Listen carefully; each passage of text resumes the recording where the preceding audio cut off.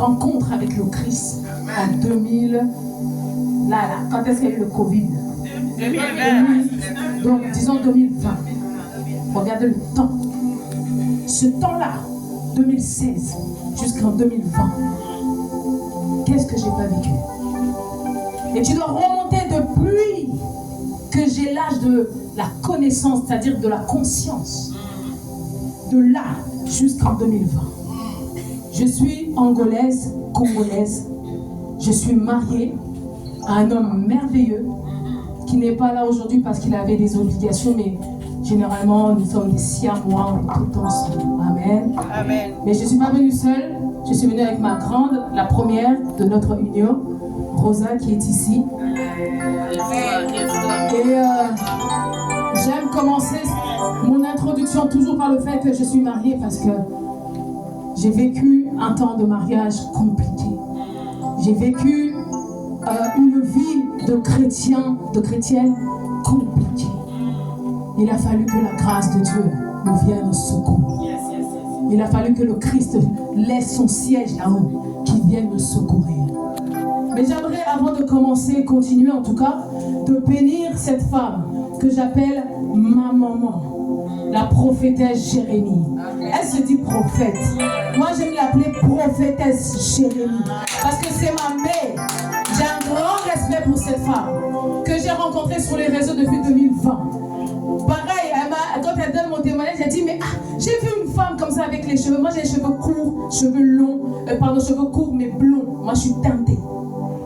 Alors, Dieu a permis que dans cette période-là, je mets perruque, peut-être pour ne pas choquer quelques-uns. Mais let me tell you, laisse-moi te dire, ce ne sont pas mes cheveux courts et blonds qui prêchent. Ce sont la révélation de Dieu qui prêche. C'est la révélation que Dieu veut nous faire en moi. C'est la transformation que le Christ est venu opérer en moi. Donc je l'ai juste passé un peu un temps parce que Dieu m'a dit, il faut que tu passes par là parce qu'il faut que ces femmes-là t'écoutent. Yes. Tu as quelque chose à leur déposer, il faut qu'elles t'écoutent. Pour ça, mes perruques. J'ai dit, God, il n'y a pas de problème, mais quand le temps est fini, je reviens en blond. Parce que vous devez comprendre une chose. Dieu ne se sert pas de l'apparence. Dieu, il n'en a que faire de ce que nous portons, de ce que nous mettons sur nous. Il n'en a que faire. Le Seigneur Dieu de gloire, c'est ce que tu portes à l'intérieur. Qu'est-ce que c'est? Qu'est-ce que tu portes? Qu'est-ce que tu transfères à l'univers? Qu'est-ce que tu viens déposer dans les vies des gens? Alors que j'étais chrétienne, j'allais à l'église, mais j'étais païenne. Alors que j'étais mariée, bébé dans le Seigneur, mais je forniquais. J'étais bloquée par des liens familiaux. Ma mère avait vécu avec je ne sais combien d'hommes. Chaque enfant, nous sommes 8 dans la famille. D'abord, elle a eu 4 garçons avec 2 hommes différents. Les 4 autres filles, père. Je suis la dernière qui vient clôturer. Donc en vérité, je devais reproduire ça aussi. Oh prophétesse, j'aimerais t'honorer, mère. Amen. 2020, je vais reprendre le témoignage. 2020, on s'est connus sur les réseaux. On s'est connectés. On est toujours resté en connexion. On s'appelle parce que le ministère n'est pas simple. Le ministère est très compliqué, pour vous dire vrai. Et surtout quand vous êtes une femme. Et surtout quand vous êtes différent de la norme. C'est très difficile. Parce qu'on a dit que cette femme n'a pas le droit de prêcher. Cette femme doit se tenir dans le silence et elle doit se taire. Et peu importe ce que Dieu a mis en toi, les hommes disent on n'en a que faire, tu le gardes. Voyez-vous ce qui se passe dans l'univers? Mais alors Dieu a besoin que tu ailles pour aller déchaîner les vies, que tu ailles faire abattre des murs, que tu ailles aller délivrer, que tu ailles restaurer. Parce que chacun d'entre nous, nous sommes un instrument de Dieu. Nous sommes les instruments de Dieu. Alors nous continuons à être constamment en connexion, on s'appelle. Elle est dans mes groupes. Elle intervient lorsque je l'appelle. Je dis maman viens témoigner. Elle vient, elle témoigne. Et nous marchons ensemble comme des sœurs, mais surtout une relation de mère à une fille. Amen. D'une conseillère quand j'en peux plus, j'ai dit prophétesse, qu'est-ce que tu en penses? Quand j'ai mis une perruque, elle dit je te reconnais pas, Mercedes. Oh, qu'est-ce qui se passe? Et j'étais là, j'étais en pleurs. J'ai dit moi aussi je comprends pas. J'ai mal. Elle m'a dit bon bah écoute, voyons voir. Mais ce qui est sûr, c'est que quand Dieu parle, il prend le temps de t'avertir aussi. Parce qu'il veut faire quelque chose. Mais ce qui est sûr, c'est que dans cette période-là, le message passe. Le message passe. Parce que nous, Africains, malheureusement, nous avons des forteresses psychiques, psychologiques, qui font qu'il faut être d'une telle manière pour que tu puisses servir Dieu. Sinon, ça ne passe pas. Alors Dieu dit, écoute, puisque ça ne passe pas, rentre dans le moule un peu et laisse le message partir. Et après, tu vas voir comment ça va aller. Alléluia. Et je bénis le Seigneur aussi pour la sœur divine, grâce divine qui est là, la sœur Siatou, qui est aussi intervenue dans les conférences. Je fais chaque année des conférences de femmes pour que les femmes se lèvent dans l'appel. Dans l'appel que Dieu leur adresse. Et je suis persuadée que beaucoup, mais beaucoup de femmes ont reçu des appels de la part de Dieu, mais qui les touchent. Vous les gardez. Mais tant que vous les gardez, vous n'êtes pas vous. Et Dieu ne se sert pas des gens qui sont faux. Dieu se sert des gens qui sont vrais. Dieu se sert des gens qui sont éclairés. Dieu se sert de ta lumière, la lumière que lui-même vient poser, pour que toi tu puisses aller éclairer d'autres. Mais si tu es dans le fond, c'est impossible. Ta lumière n'est pas bonne. Ce n'est pas une lumière en vrai. Donc elle est intervenue aussi dans la conférence Femmes en feu pour Jésus. C'est ce ministère que le Seigneur nous donne. Tout simplement pourquoi? Parce que, étant chrétienne, nous n'avons pas été formés à ce que la femme puisse aussi prendre le micro et prêcher. Mais juste chanter, ça tu peux le faire. Modérer, tu peux le faire. Le ménage, nettoyer l'église, ça tu peux le faire. Ranger les chaises, servir les pasteurs, ça tu peux le faire. Mais s'il y a un message en toi, voilà, tu gardes. Tu gardes. Gloire à Dieu, en ce temps-là, Dieu ne m'avait pas encore donné le message. Donc je continuais parce que je suis une chantre de l'Éternel. Mon mari est un pianiste et chacun de nos enfants sont dans ce domaine. Amen. Et donc qu'est-ce que nous faisons? Je continuais. Mais il y avait un sous-passement. Il y avait les fondations qui me réclamaient. Il y avait les hôtels de la famille qui me relançaient. Donc ce qui se faisait, c'est que j'étais debout et je tombais. J'étais debout et je tombais. Délivrance après délivrance après délivrance après délivrance. Je dis, mais il y a un sacré problème. Ce n'est pas possible qu'un enfant de Dieu qui reçoit le Christ vive comme ça. On doit être libéré.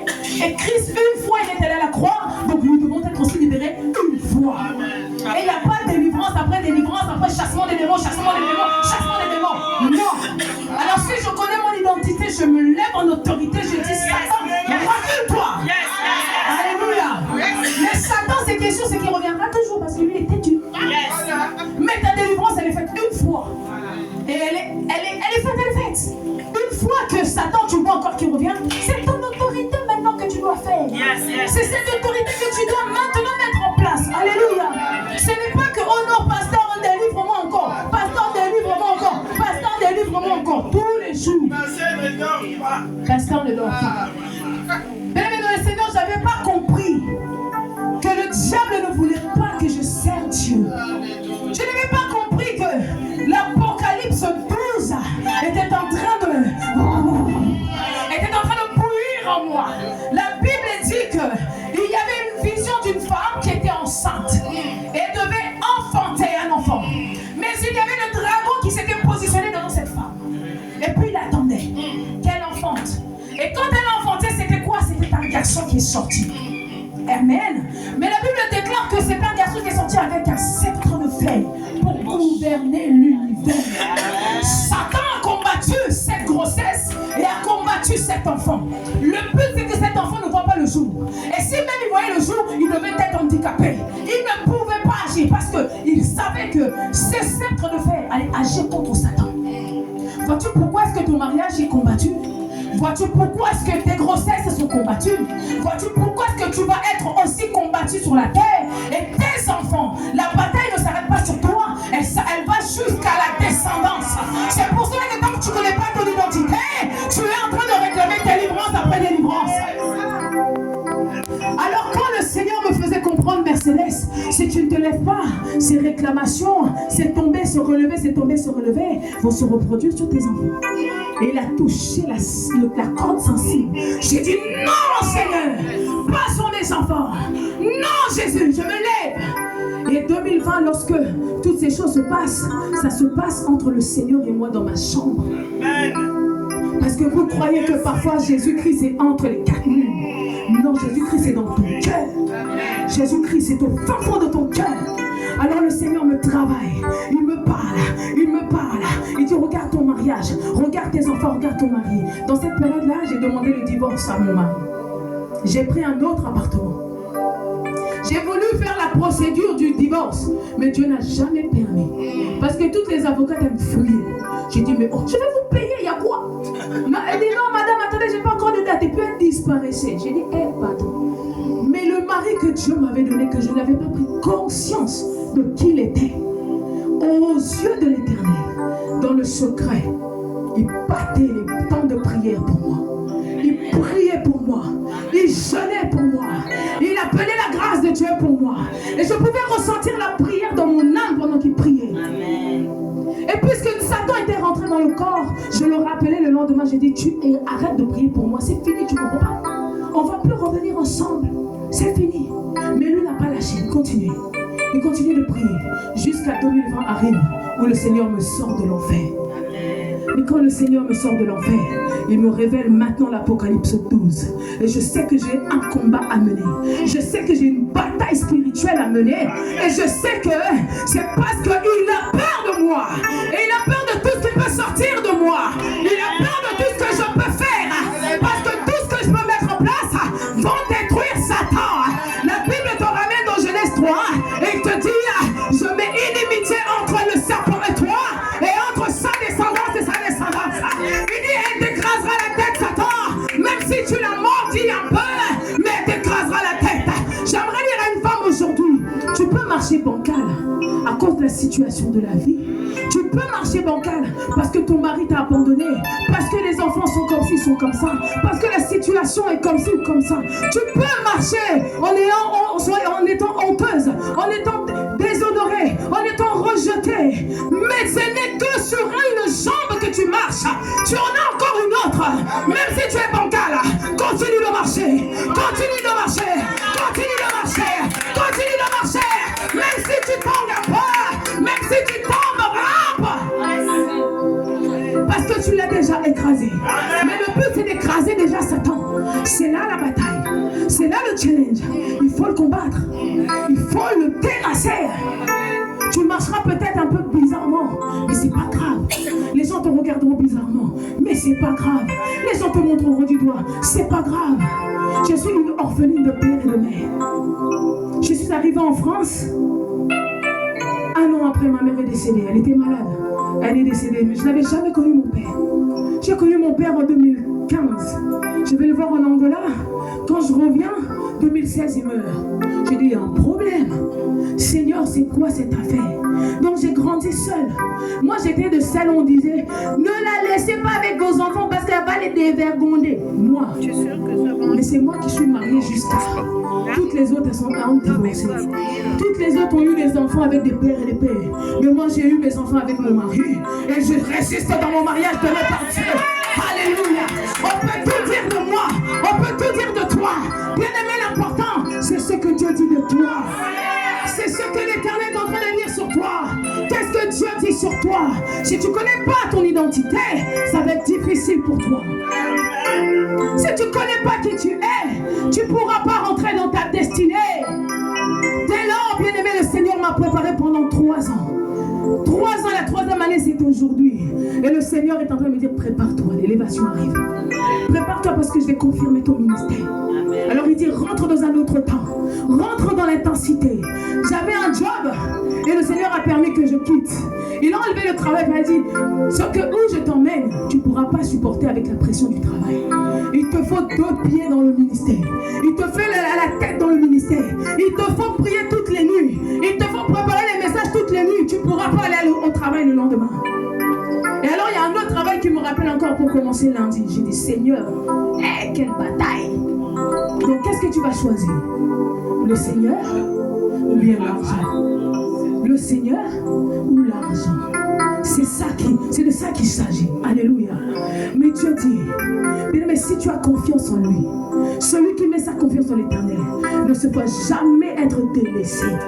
Jamais. Alors dans ce ministère, le Seigneur me donne des femmes à restaurer.